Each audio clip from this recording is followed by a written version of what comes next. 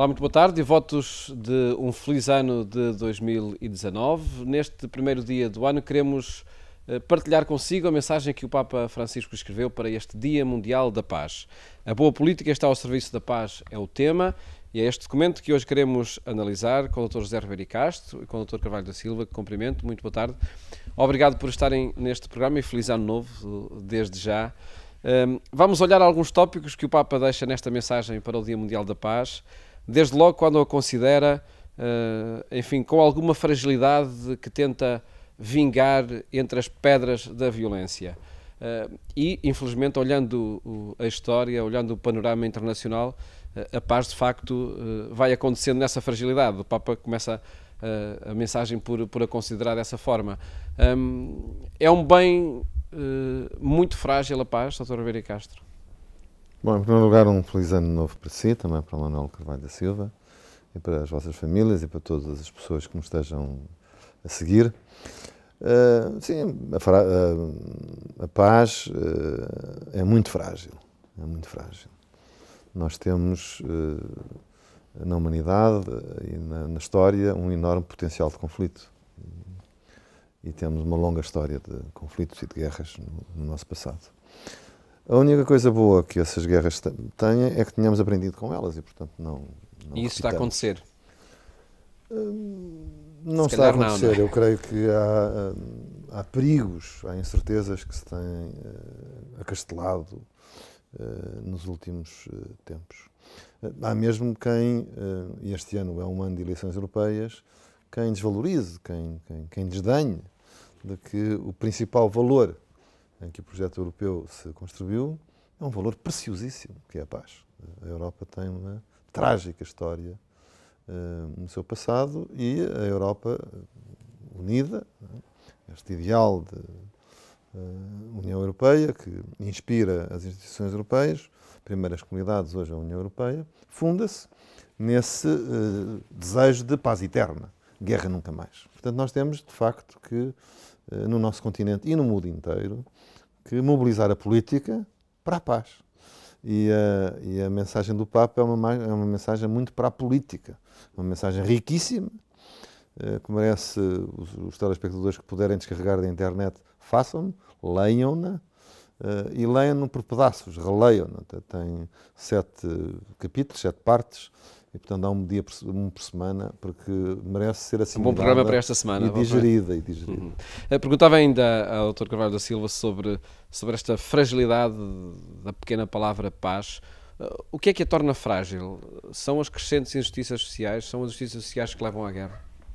Em primeiro lugar, também quero desejar a todos nós que aqui estamos, mas também, e em particular ao povo português e aos povos em geral, um ano com mais paz e, acima de tudo, um ano com mais felicidade para cada ser humano.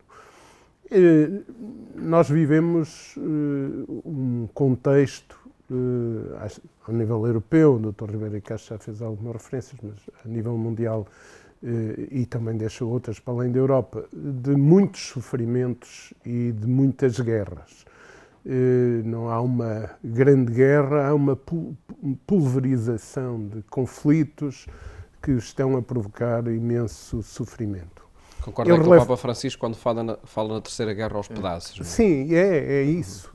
E pode estar em desenvolvimento todo um conjunto de mecanismos que alimentam ódios e que alimentam medos, e estas duas questões são trazidas pela mensagem do Papa Francisco, sobre as quais importa refletir para termos respostas.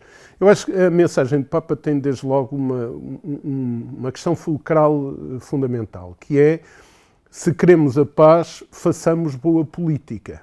Ou seja, a política está no centro, e isso é muito importante dizer-se aos seres humanos, que a política não é algo fraco, podre, de que nos devemos distanciar. Antes, pelo contrário, é necessário política, é necessário boa política que sirva aquilo que a mensagem também traz, é que sirva os interesses da humanidade no seu todo e na casa da humanidade, que vai desde o espaço pessoal à família, ao país, ao global e em todas as suas dimensões. Eu acho que isto é muito importante. Pois, como já foi dito, a paz é uma conquista muito, muito difícil.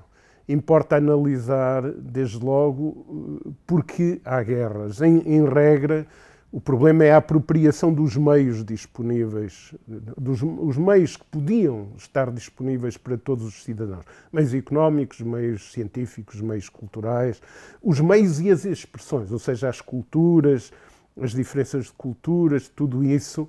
E a outra questão é o acesso ao poder e o exercício do poder. O Papa fala da busca do poder a todo custo. Exato. E os abusos das injustiças. Exato, e portanto observarmos o que é que se passa hoje com os meios de que a sociedade dispõe, e há muito a ideia até de se dizer nós estamos numa encruzilhada, estamos numa crise. Eu acho que a sociedade nunca teve as sociedades humanas nunca tiveram tanta capacidade de produzir riqueza, de distribuir melhor a riqueza, de poder utilizar melhor o conhecimento. Portanto, os seres humanos não ensandeceram. Então, em vez de estarmos a inventar que isto tudo são cenários de crise, sejamos todos convocados para vamos responder aos problemas. Essa é uma questão central. Eu diria até que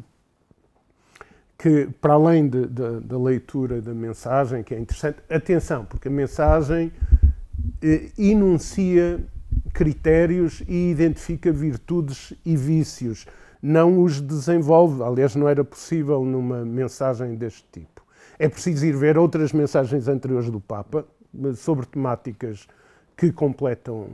Aliás, só esta deve ser analisada à luz de outras mensagens anteriores, quer em relação ao Dia Mundial da Paz, quer em outras mensagens trazidas e encíclicas trazidas pelo Papa.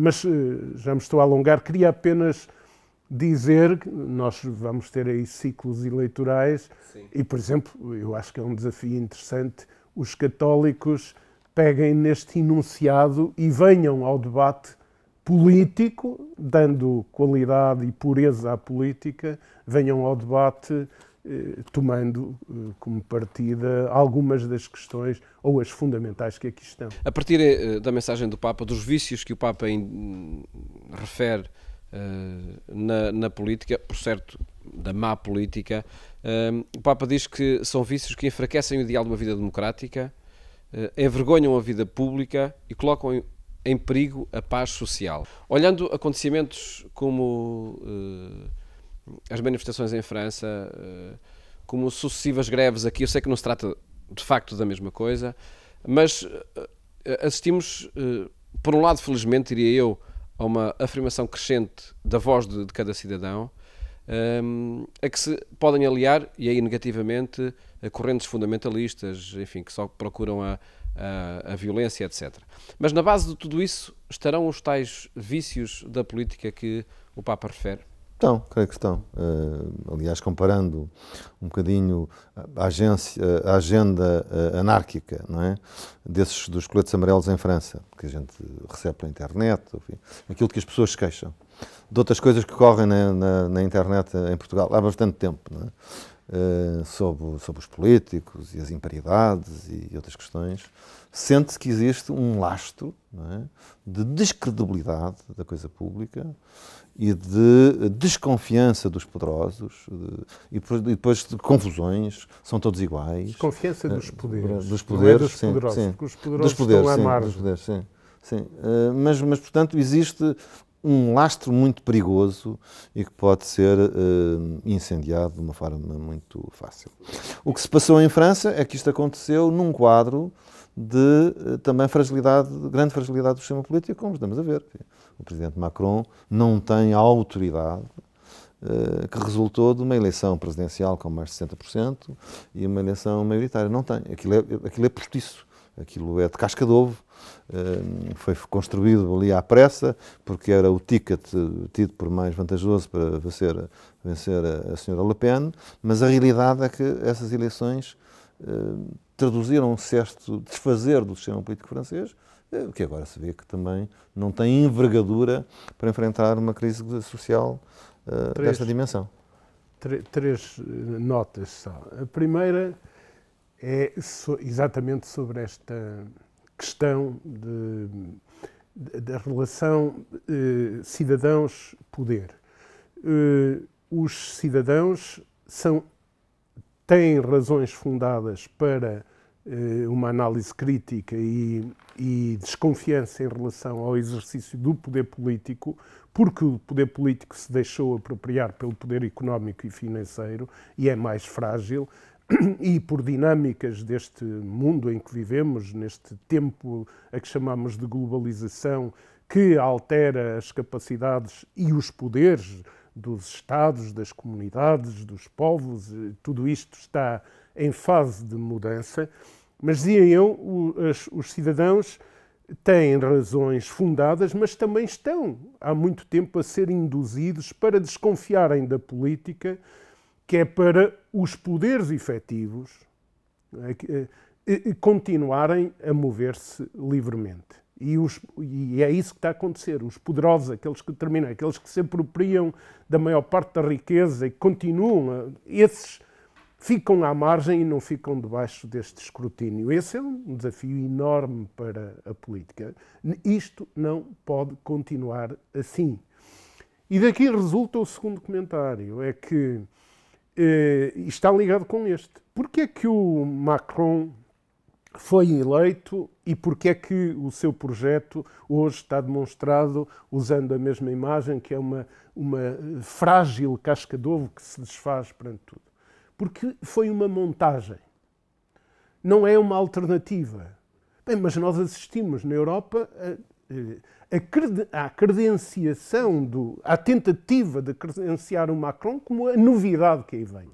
Ora, isto não pode continuar assim. A dinâmica, muito marcada por aquilo que comumente referimos, agenda e práticas do neoliberalismo, tem de ser, este rumo tem que ser radicalmente combatido e procurarem-se alternativas sérias. A questão que colocou e termino é interessante em relação ao social, porque 2019 é o ano do centenário da Organização Internacional do Trabalho, da criação da Organização Internacional do Trabalho, criada no decorrer da resolução da Primeira Guerra Mundial e, portanto, como complemento ao Tratado de Versailles. Não é? Ora bem, a OIT foi criada com um compromisso tripartido, exatamente, e é por isso que certamente que o Papa faz referência muito objetiva em dois momentos à justiça social, porque aquilo que se retirava de ilações da guerra é que os desequilíbrios, a exploração a que os trabalhadores estavam sujeitos, e os desequilíbrios, a pobreza, a miséria, punham em causa, portanto, do ponto de vista ético e moral eram inaceitáveis, mas punham em causa a democracia e a paz. E a questão da paz é muito realçada. E depois, em Filadélfia, em 1944, com a Declaração de Filadélfia, este aspecto é reforçado. A injustiça e a não preocupação com a paz social são focos incendiários de ódios e de guerras. Não podemos esquecer isso. Vamos avançar. Tendo em conta este panorama atual da política, da relação entre os cidadãos e a política, e sobretudo os políticos, considerando-os muitas vezes com pouca credibilidade, o Papa recupera aqui na mensagem as bem-aventuranças dos políticos, citando o cardeal vietnamita Van Thuan. E pedia-vos para conjugarem essas bem-aventuranças no realismo com que é preciso conjugá-las nos dias de hoje. É claro que se todas elas fossem concretizadas, teríamos aqui uma perfeição nas democracias. Infelizmente não são. Que estratégia poderemos usar para que elas estejam de facto no ambiente político? Olha, eu não conhecia estas bem-aventuranças do político, não conhecia. Nos Evangelhos, talvez dos sermões mais bonitos e mais inspirador é o sermão das bem-aventuranças, e eu não sabia que o cardeal vietnamita Francisco Xavier, portanto, com o nome de um santo português, Nguyen Van Thuan, que tinha criado esta declinação das bem-aventuranças de política. E creio que estão certas, não é? Portanto, são inspiradoras, estão certas. Um cardeal o disse, o Papa o cita, portanto, podemos dizer que foram afirmadas no mais alto púlpito da Igreja. E, portanto, a primeira coisa a fazer é que sejam conhecidas. Então, aqui alguns os critérios fundamentais. E são coisas que quer o Manuel Carvalho da Silva, quer eu próprio, na intervenção, andámos aqui a bailar à volta disto, ou com isto no eixo. Profunda consciência do papel do político. Irradiar credibilidade. Trabalhar para o bem comum e não para os próprios interesses. Permanecer fielmente coerente. Portanto, contra ventos e marés, é uma coerência de ideal e de realização. E também de comportamento próprio relativamente aos valores afirmados. Realizar a unidade. É um grande propósito da política, é unir as pessoas. É o bem da cidade. Comprometido com uma mudança radical. Portanto, é aproximar. Portanto, o cristão é revolucionário sempre, não é? Quer aproximar e romper, é capaz de romper, aproximar a realidade daquilo que o político sabe escutar. Portanto, não está só a falar sozinho, sabe escutar. E ouvir as preocupações do povo e, se calhar, mudar o rumo e o discurso, porque as preocupações do povo não são as prioridades que ele diz que são. Portanto, tem que ir atrás das prioridades que o povo sente. E depois não ter medo. Não ter medo eu diria em ser coerente, não ter medo em fazer a mudança. Eu diria que, se calhar, nem em campanha eleitoral os políticos seguem estas bem-aventuranças. Não, se calhar seguem, procuram fazer, também não está assim tão mau, não é?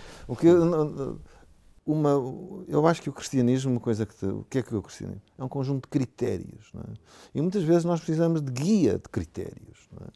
Para nos vermos ao espelho, assim, a gente, não é? E para saber ver, termos guias para o exame de consciência. Portanto, tornar conhecidos, se calhar publicados nos sites da Igreja, em vários sítios, não é? Isto é um guia muito importante. Enfim, isto é uma coisa que foi proclamada pelo cardeal que faleceu em 2002, portanto, se calhar ainda é uma coisa do século XX, do final do século passado, que é totalmente desconhecido. E é um instrumento muito poderoso de avaliação, como enfim, um partido pode fazer um decálogo, pode não dizer, mas enfim, temos aqui mais um instrumento que é importante, nomeadamente para aqueles que seguiam pelos ideais cristãos, que tenham presente estes e afinem, não é? Quando berrem, corrijam, façam melhor da outra, mas que tenham aqui um referente para a autocrítica e também saber que poderão ser criticados pelos outros se não cumprirem isto. São pontos importantes, alguns merecem ter mais a cuidado que outros em função do momento que estamos a viver, mas esta questão da consciência do seu papel e consciência do papel dos outros, consciência do que é a pessoa humana, consciência do que é o coletivo, a relação entre o individual e o coletivo, que hoje é tão destruída, consciência desta sociedade, do espaço todo da sociedade. Eu acho que o apelo à consciência é aqui um apelo fortíssimo, com múltiplas dimensões. Já falámos muito da credibilidade e como é que se pode ter credibilidade, mas para haver credibilidade é preciso dar valor à política e, portanto, aqui, naturalmente, o Papa dirige-se em primeiro lugar aos cristãos. Os cristãos vejam com profundidade essa possibilidade de ir à coisa, de ir à política, de dar contributos para que haja boa política, para que a credibilidade seja. E que a política se sobreponha a outras dimensões na sociedade. Há questões sobre a interpretação do bem comum, mas há dois aspectos, duas destas bem-aventuranças que merecem aqui alguma outra polemização. Uma delas é a questão da mudança radical. É preciso mesmo termos consciência de que Há valores de que falamos muito, que já falamos aqui também, da caridade, da solidariedade, só têm sentido como instrumentos, como parte e como propulsores de transformações sociais profundas que projetem o homem na dimensão, né, que lhe é proposta aqui, até numa citação do Bento XVI. Portanto, nós estamos aqui mesmo para transformar, não é para nos acomodarmos, é para tomarmos aquilo que é positivo e caminhar dando acrescentos à coisa. E a questão do escutar, o José Ribeiro Castro já se referiu ao tópico, né, a esta bem-aventurança, mas o escutar ser visto numa dimensão profunda. Até na resposta às questões que há pouco se colocavam, dos exemplos que hoje se vivem na França, etc. Escutar e interpretar, porque o escutar não é só... Sim, não é só ouvir, é entender. É interpretar e procurar... E interiorizar, assimilar. Assimilar e responder. E é aqui que entra a questão que eu colocava da mediação na sociedade e da observação das injustiças, da distribuição da riqueza, é escutar com os sentidos todos, o que podemos usar esta expressão para valorizar. E o não ter medo, ou seja, as sociedades humanas não estão em nenhum tempo em que o ser humano se incapacitou. Não está a usar bem as suas capacidades e não ter medo de afirmar isto. E esse é o desafio que o Papa também faz na mensagem, enfim, um entre muitos outros, e talvez seja mesmo necessário ler a mensagem por etapas ao longo destes dias, ao longo de todo o ano, para que os vários desafios que o Papa aqui apresenta sejam cumpridos e, de facto, aconteça a paz. Agradeço-vos terem analisado aqui no programa Eclésia esta mensagem do Papa para o Dia Mundial da Paz e desejo votos de um feliz ano 2019. Muito obrigado, um bom ano para todos. Obrigado e bom ano. Votos que estendemos a quem nos acompanha ao longo de todos os dias, que de facto 2019 seja um ano de paz, com a boa política ao serviço da paz. Felicidades!